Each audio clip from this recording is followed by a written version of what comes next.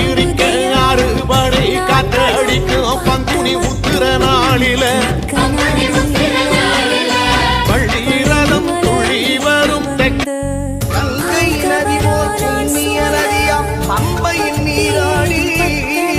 சங்கரன் மகனை கும்பிடுவார் சங்கரனின்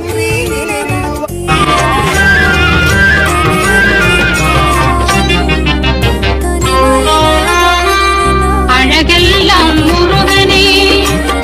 அருளெல்லாம் தென்பழனி தேடி உன் தென்பழனி தேடி திருநீரு பூசி நான் ஓடோடி வந்தே திருநீரு பூசி நான் ஓடோ